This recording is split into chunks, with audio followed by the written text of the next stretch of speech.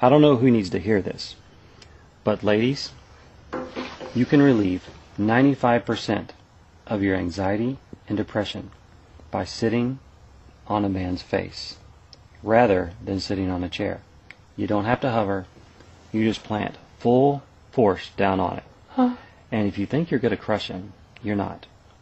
He's trained for this his entire life. He's been dreaming about this moment.